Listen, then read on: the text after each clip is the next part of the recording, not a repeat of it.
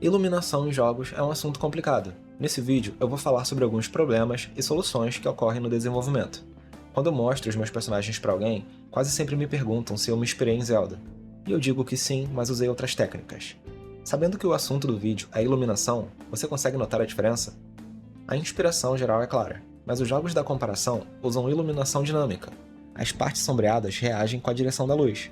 Já nos meus personagens, as sombras são pintadas, e sempre ficam paradas no mesmo lugar.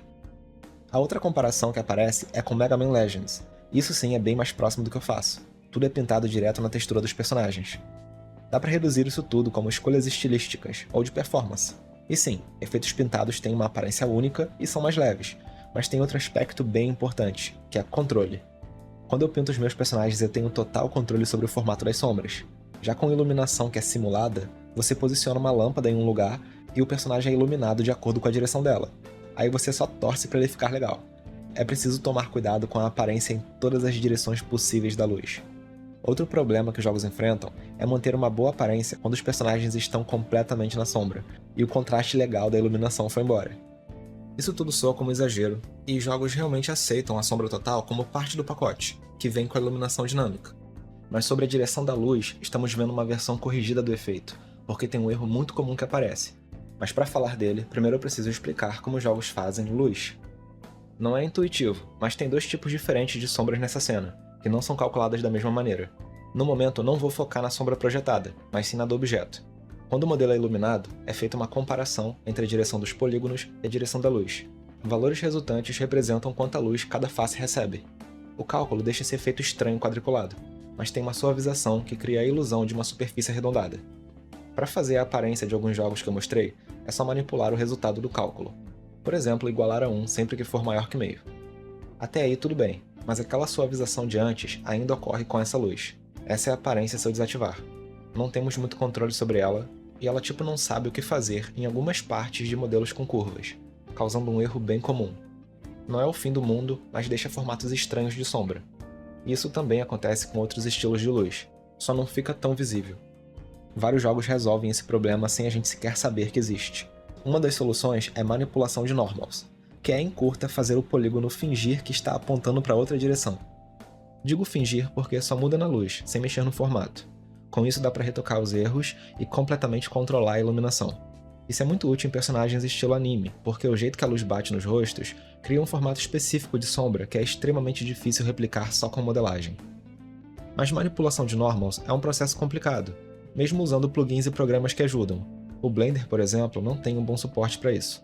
Porém, dá para fazer uma versão simplificada dessa correção. Eu selecionei os polígonos do rosto, coloquei em um grupo, para a alteração só ocorrer aqui, e tem essa opção que basicamente copia a iluminação de um objeto para o outro.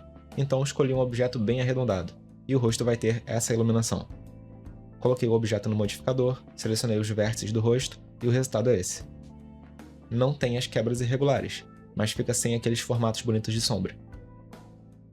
Lembrando que o problema é a deformação da sombra, uma outra solução é usar uma imagem especial, ligada ao modelo, que passa um formato para a sombra seguir, e reage com a luz, embora seja limitada ao movimento lateral.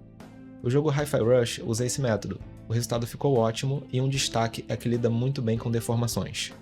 Só usaram no rosto, igual a seleção de polígonos de antes, e no corpo é só o cálculo de luz. A imagem que usaram, aliás, pode facilmente ser confundida com Normal Maps, que é parecida em funcionalidade, mas sem tanto foco em formato de sombra. Um Normal Map altera aquele cálculo de luz para considerar os pixels da imagem, além de só a direção do polígono. Controlar como a luz afeta cada pixel torna possível criar a ilusão de muito detalhe que não existe na modelagem. Essa é uma foto de uma parede projetada em um polígono só. Se eu chegar bem perto, dá para ver que é só uma foto achatada. Mas usando o Normal Map, nesse mesmo um polígono, o resultado fica assim. Existem vários efeitos parecidos. Precisa de brilho diferenciado em algumas partes do modelo? Specular Maps.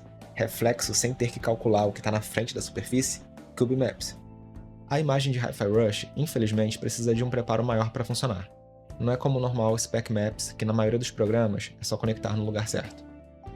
Voltando para as sombras, se a posição da luz principal sempre for a mesma, e geralmente é, as sombras de um cenário também ficariam no mesmo lugar. Então, comparado com personagens, cenários são melhores candidatos para sombras pintadas. Dá para funcionar em conjunto com outros efeitos, e não precisa pintar manualmente, tem como passar sombras simuladas para uma textura, com bakes.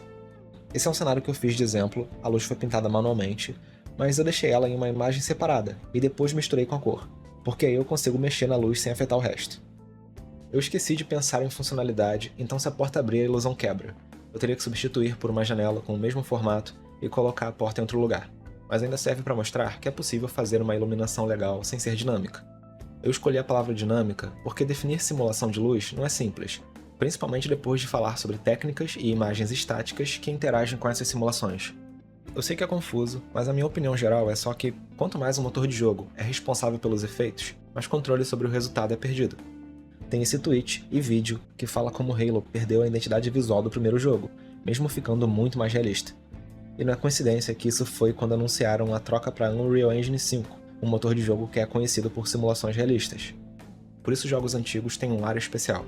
Nem sempre imitar a vida real é a melhor opção.